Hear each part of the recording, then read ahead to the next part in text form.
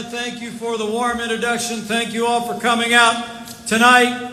Just 49 days away from a great victory all across Iowa and all across the United States. I appreciate that warm introduction. It's amazing to me. Amazing to me, accompanied by my wonderful wife, Karen, stand before you today just 2 months after we had the privilege to accept our party's nomination to run and serve as the next Vice President of the United States of America. I'm truly humbled, truly grateful. But I want to tell you, I joined this campaign in a heartbeat because you have nominated a man that I've come to know when the Klieg lights are off and the cameras are off. And I got to tell you, he is a man who never quits, who never backs down, who has a heart and a mind and the broad shoulders to make America great again. And Donald Trump is going to be a great president of the United States of America. And we sense momentum all across this country. In Iowa, we are driving into the lead here in this great state and all across the nation. Now, people ask me about this good man. They say, Mike, I see the crowds, I see the enthusiasm, the growing momentum. But they said, what is it about Donald Trump? And, you know, I'm from south of Highway 40 in Indiana. We speak a little plainly down there. I just said, Donald Trump just gets it, right? I mean, he's the genuine article. You know, he's a doer in a game usually reserved for talkers. And when he does his talking, he doesn't go tiptoeing around all those thousands of rules of political correctness that people lay in the path of people that want to make a difference. He speaks from his heart, he speaks from his mind, and the American people hear him loud and clear. And Donald Trump has never forgotten. He's never forgotten the men and women who built this country. People who work with their hands, who grow the food, who build our roads and bridges. He is, in his heart of heart, a builder, raised in a family of builders. And he's going to rebuild America back to the strength where we belong on the world stage and here at home. You know, the other campaign seems to be an avalanche of insults. Seems like they find something else my running mate said every day of the week to complain about, don't they? But this campaign is not about insults on our side. It's about ideas. It's about ideas that will make America great again. By getting this economy moving. By having a Supreme Court that will respect our Constitution. By having the highest standard of integrity in the highest office in the land. And it's about making America safe again by rebuilding our military and standing strong and safe at home and abroad. You know, we live in a very challenging time, don't we?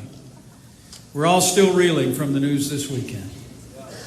Shocking as it was for us to hear the stories of first a bomb going off at a Marine Corps 5K in New Jersey, and another bomb going off in the Chelsea area of New York City, another one found after that, and then a murderous Islamic terrorist on a rampage in a mall in Minnesota. It comes on the heels of Fort Hood, the Boston Marathon, Chattanooga, San Bernardino, and Orlando.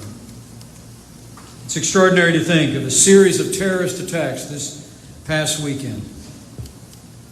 Our hearts and prayers go out to those that were injured in Minnesota and New York and to their families. And our gratitude goes out to the extraordinary first responders and law enforcement personnel who rushed.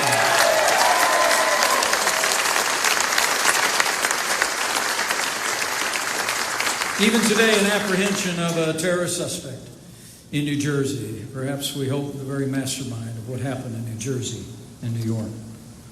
The reality is, men and women, the people of this country know that weakness arouses evil. There's a lot of talk out there right now about what's going on and why it's happening. But the truth is that 7.5 years of the leadership that Barack Obama and Hillary Clinton have brought to the world stage has weakened America's place in the world, and it's emboldened our enemies. I mean, if you took a picture of the wider Middle East the day that Barack Obama became president and Hillary Clinton became Secretary of State, you took a picture of a map of that area today, you wouldn't know you were looking at the same part of the world. The policies and decisions of Hillary Clinton and Barack Obama to precipitously withdraw troops from Iraq, the hard-fought gains of our American soldiers squandered because of the vacuum that they left behind. It truly is extraordinary. In the wake of another round of terrorist attacks here on our own soil, I'm not even sure Hillary Clinton and Barack Obama know that we're at war. I mean, the White House said today that we were in, did you hear this? That we're in a narrative fight. A narrative battle. Well, we're not in a narrative fight. We are in a fight against an ISIS caliphate that must be confronted, and Donald Trump, as president, will rise up American forces and hunt down ISIS and destroy them at their source.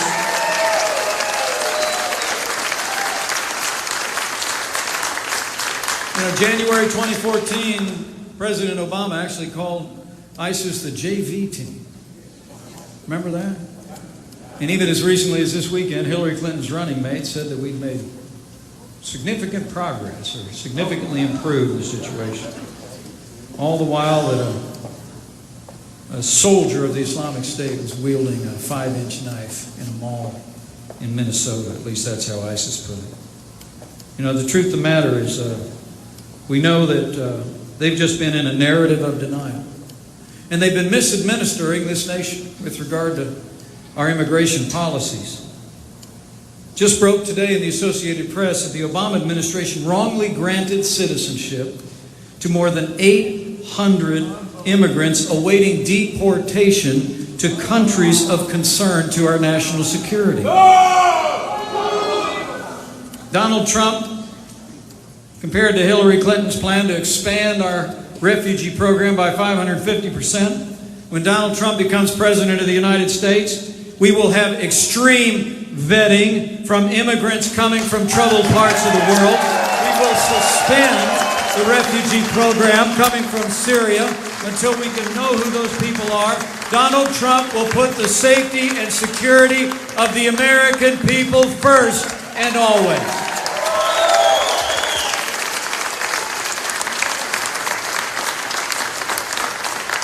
And perhaps worst of all today, it was extraordinary to see Hillary Clinton take to the tarmac for a press conference and actually blame Donald Trump's words. Did you see this? Blame Donald Trump's rhetoric for what happened this last weekend. She actually said my running mate's rhetoric had, quote, been seized on by terrorists. And she said that his rhetoric was, quote, giving comfort to our adversaries. Well, Hillary, I got a message for you. Strength does not give comfort to the adversaries of the United States of America. Weakness does. And that will end the day that Donald Trump becomes president of the United States. We cannot have 4 more years apologizing to our enemies and abandoning our friends. America needs to be strong for the world to be safe. And the American people know that Donald Trump will lead from day one with American strength. We will rebuild our military. We will restore our alliances. We will confront those who threaten us, and America will stand tall and safe again.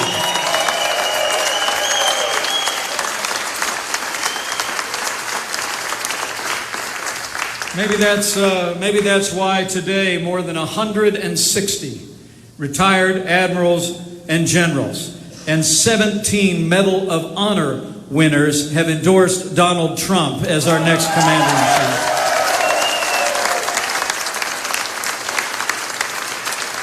They know Donald Trump will rebuild our military. He'll stand with our allies and stand up to our enemies. But Donald Trump and I also know that these homegrown terrorists, a naturalized American citizen, we suspect, perpetrated the terrorist attacks in New York and New Jersey. We both know that this is also a battle that we have to wage at home.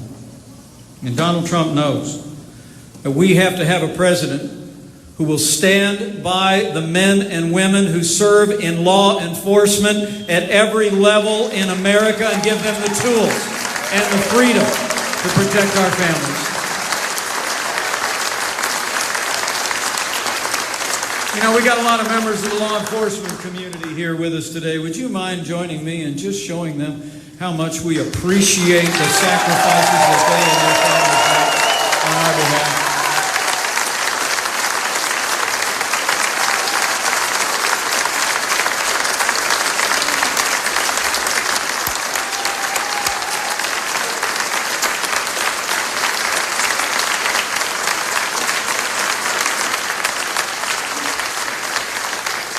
Donald Trump, when he becomes the chief law enforcement officer of the United States of America, I promise you, Donald Trump will stand with those in our law enforcement community. He'll make sure they have the resources and the freedom and are freed from the political correctness that is besetting law enforcement in America, and have the ability to take steps to protect our families and do all in their power to prevent the kind of terrorist attacks we saw this last weekend. Maybe that's why Donald Trump was just endorsed by 330,000 members of the Fraternal Order of Police, the largest police union in the United States.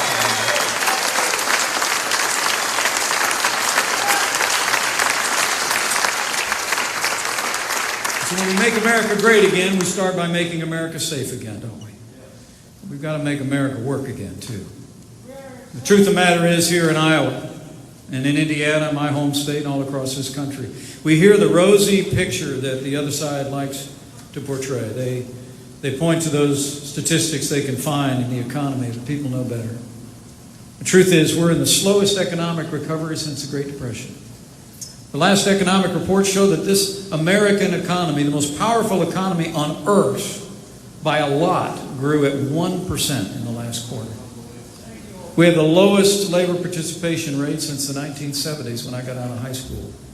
And most shockingly of all, today there are more than 7 million Americans more living in poverty than the day that Barack Obama became president of the United States. Hillary Clinton's policies, more of the same. I got to tell you, I watched most of that speech she gave at her national convention a couple months ago. I couldn't watch all of it. I mean, I had as hard a time staying awake as her husband did, to be quite honest with you.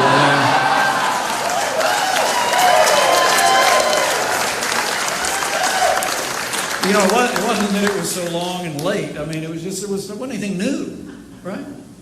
I mean, the truth of the matter is that her policies she's literally running on a third Obama term. She wants, after tax increases under Barack Obama, she wants to raise taxes by more than $1 trillion after nearly doubling the national debt, $19 trillion that we're piling on our children and our grandchildren. She wants to increase spending a minimum by another $1 trillion. Sees Obamacare as just a good start. For heaven's sake, she almost invented it back when we used to call it Hillary Care. Remember that? More of the war on coal, more of the avalanche of red tape that's stifling the American economy. It truly is extraordinary. Now, the other side says that with all their rosy depictions of our economy, they said, you know, this is the best we can do. People in Iowa know better, though, don't they? Right. It's not the best we can do. It's just the best they can do. And when Donald Trump becomes president of the United States, we're going to get this economy moving for all the people of Iowa and all the people all across the United States of America. But Donald Trump has a plan. Donald Trump and I have a plan to reignite the American economy through the time-honored principles that go all the way back to the days of Ronald Reagan and even to the days of President John F. Kennedy. For starters, we're going to cut marginal income taxes across the board for working families, small businesses, and family farms. And we're going to end death taxes once and for all. We're going to lower business taxes in America from one of the highest in the world to 15%, so businesses in Iowa can compete and keep jobs here in Iowa and not export them around the world. recognize that the avalanche of red tape has been stifling growth in our economy. We had a heartbreaking story earlier this year in the Hoosier State. A company called Carrier picked up the phone one morning, called me at the governor's office and said, we're going to take 1,400 jobs out of Indiana that have been there for decades, and we're going to move them to Mexico. I asked them why, and they told me, well, for starters, all of our competitors are already in Mexico. That's what they told me. They said, secondly, there's just been an avalanche of red tape coming out of Washington, D.C. In their industry alone, more than 50 new regulations and rules, and that's about the size of a phone book, each one of them, every single one. 50 new rules have come out affecting their business in the last 2 years alone. That's about one every 2 weeks. And so they're out. And so on the first day of a Trump-Pence administration, Donald Trump is going to sign a moratorium on any new red tape, and he's going to repeal every Obama executive order that's stifling jobs and stifling growth in this economy.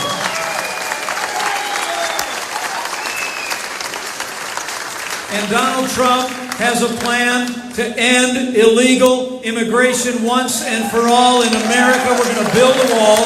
We're going to enforce our laws. We're going to make sure that American citizens and those here legally have an opportunity to work in the American economy. We're also going to have a negotiator-in-chief in the White House. That's not what they call it in the Constitution yet. Donald Trump, one of the best negotiators on planet Earth, is going to step in as president.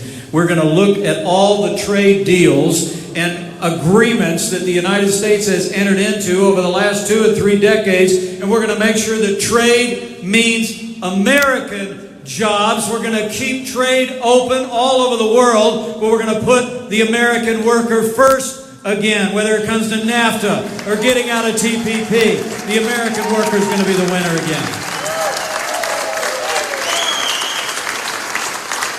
And Donald Trump and I know to reignite the American economy, to relight the pilot light of this economy, we've got to turn loose American energy again. Day one of the Trump-Pence administration, the war on coal comes to an end. We're going to develop all the resources of this land, coal and oil and natural gas, wind and solar and nuclear. Renewables are going to be at the center of American energy, and will promote conservation.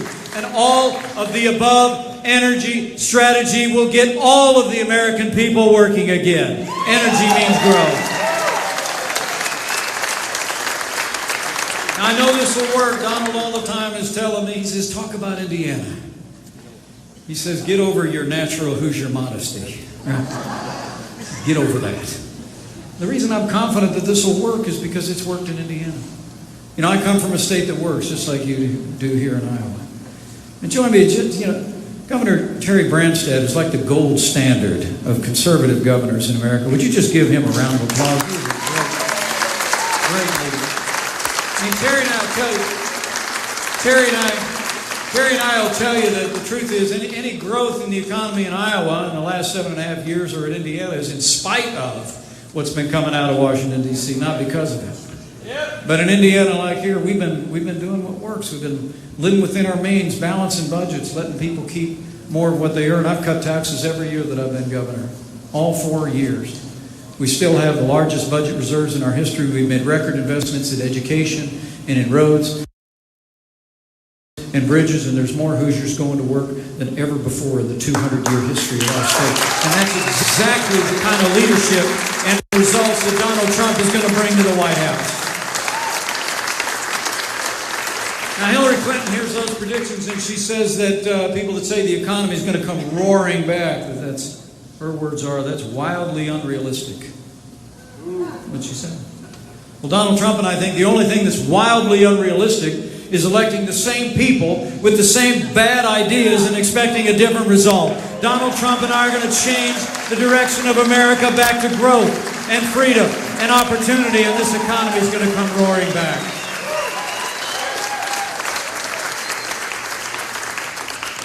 You know, we've got prosperity on the agenda this year. Most urgently, we've got security. There's one other issue that will travel well into the future, and that is literally the balance of the Supreme Court of the United States is on the ballot in 2016. the passing, an untimely passing of the late and great conservative jurist Antonin Scalia. The balance of the Supreme Court is literally in the hands of the American people, which is, I think, right where it should be. In recent years in this administration, it seems like there's no aspect of our lives too small for this administration to supervise, no provision of the Constitution too large for them to ignore. Elect Hillary Clinton as your next president, you better get used to more unelected judges using unaccountable power to make unconstitutional decisions. But elect Donald Trump as your next president. And we will have appointments to the Supreme Court that span into the decades that will honor and uphold the Constitution of the United States of America and all of our God-given liberties.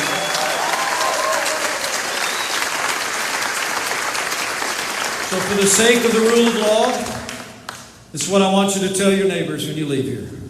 For the sake of the rule of law, for the sake of the sanctity of life, for the sake of the Second Amendment to the Constitution of the United States, for the sake of all of our God-given liberties, let's decide right now here in Iowa that the next president to make appointments to the Supreme Court of the United States will be President Donald Trump.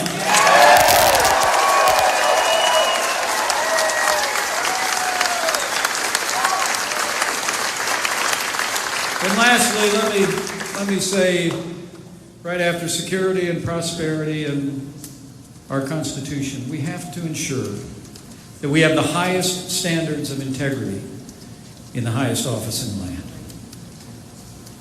It really is extraordinary. Since I joined this campaign a few months ago, most days I get up and I turn on the television with a stick. You just never know what's going to be on.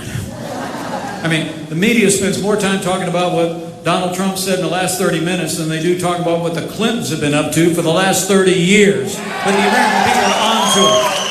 They're on to it. Men and women, it's just been hard to keep up. And I don't want to keep you all night. Try and go through the avalanche of controversies that are swirling out of her years as Secretary of State, her years with the Clinton Foundation. You know that foreign contributors and foreign governments cannot contribute to political campaigns in the United States.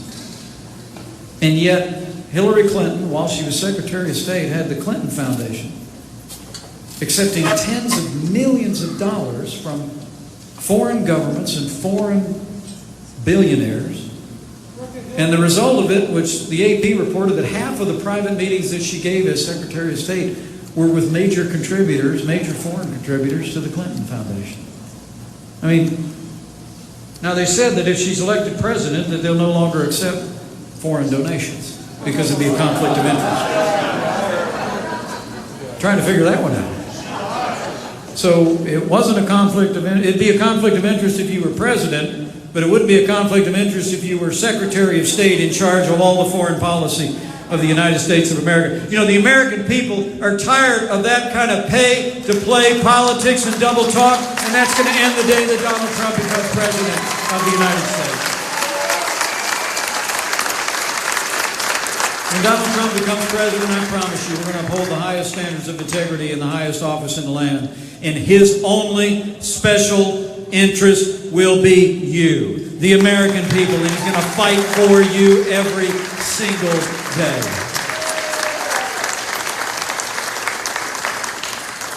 With this I'll close with one admonition, but also, as we talk about the choice, and the choice could not be more clear. In my lifetime, men and women, I've never seen a clearer choice. Have you? This is not a choice between someone who will have America growing this much and one who will have America growing this much. Sometimes it's been that way in my life. This is a choice between whether we're going to continue going downhill toward a weaker America, a more vulnerable America, a weaker economy, walking farther away from our constitutional principles and the high standards in public life, or whether we're going to plant our feet and turn around and march back up the hill toward freedom and strength and American prosperity and our Constitution and our high standards. And I know what the American people are going to choose.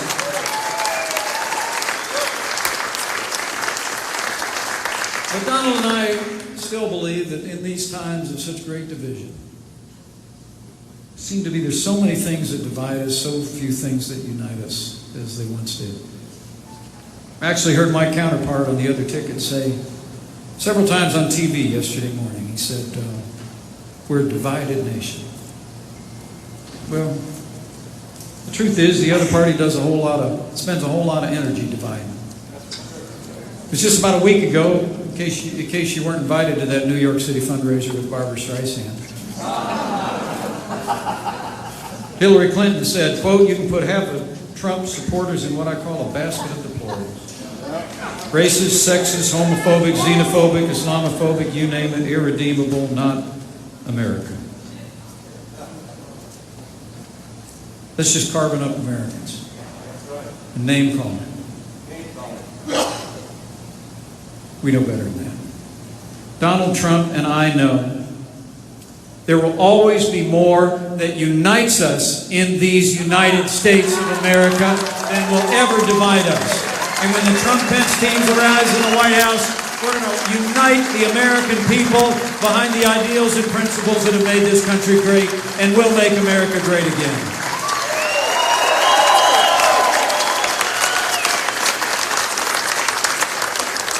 And those principles are very simple, and they all boil down to meat of faith. Faith in the American people, first and foremost. I tell you, to know Donald Trump is to know somebody who has a boundless faith in the American people. I was with him at the Economic Club of New York last week, kind of a fancy schmancy deal. I was kind of a duck out of water, to be honest with you. But Donald Trump said there, he said, we're going to get this economy growing at 4% again, and then he leaned in and said, the economists don't like me saying that, but it's going to be more than that. Because he believes in the American people. He believes in the boundless ability of the American people, left to their own devices with greater freedom to bring this country roaring back. We both believe in the same thing because we were raised in the midst of it. You know, the truth is, we've got a lot in common in our story. His grandfather immigrated to this country. My grandfather came to this country from Ireland, went through Ellis Island. My grandpa got on a train. He went to Chicago, Illinois, drove a bus for 40 years. I was named after that Irishman. And he passed away when I was 26. And I can't imagine what he's thinking today. But Donald Trump's grandfather was an immigrant. His father, like my father, was a self-made man. His dad built a great business in Queens, and my father went down to southern Indiana and built a little gas station business. And both of them were dedicated to their families and raised us on a foundation of family and faith and freedom. We were both raised to believe that to whom much is given, much will be required. And so for Donald Trump, that meant going from Queens to Manhattan Island and building skyscrapers to the heavens. For me, it was a calling into public service. I always tell people, other than a whole lot of zeros, he and I have a lot in common.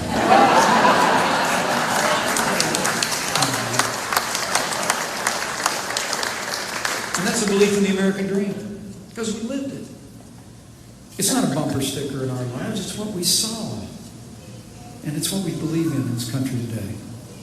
And I promise you that when Donald Trump becomes president of the United States, we're going to fight every day to open the doorway to the American dream for every American, regardless of race or creed or color or gender. And we're going to reunite the passion for the American dream all across this country and unite this nation around it. It's not just about faith in our people, but it's also recognizing that what's ever been true of this nation is still true today. That we are and shall ever be, from the time the Mayflower first arrived to this day. We are one nation under God, indivisible, with liberty and justice for all.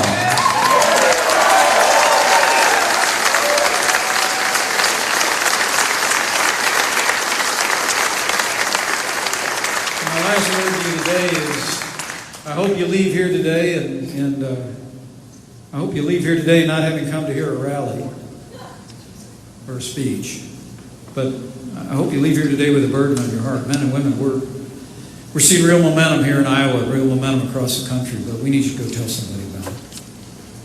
We need to tell somebody that we have a campaign and a candidate that's got a vision for the American people, faith in the American people, and faith in that foundation of this nation that can truly make America great again. But it's going to take all of us to do it. I mean, the truth is, it's going to continue to get rough from here in. I mean, politics is rough and tumble business, and there's going to be a lot of jousting, a lot of noise, and a lot of distractions. But I just encourage you to remember this: all the TV shows in the world, all the front pages of newspapers in the world, all the website stories and tweets do not matter one iota of you leaning over a backyard fence, stopping at a co-worker's desk, talking to somebody at your place of worship, or stopping outside the drugstore and telling them why we must ensure that Iowa sends Donald Trump to be the next president.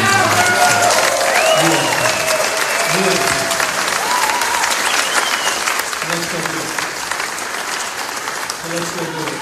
We have a choice to make, so here it is. Let me lay it out for you one more time, and then I'll let you get to your evening.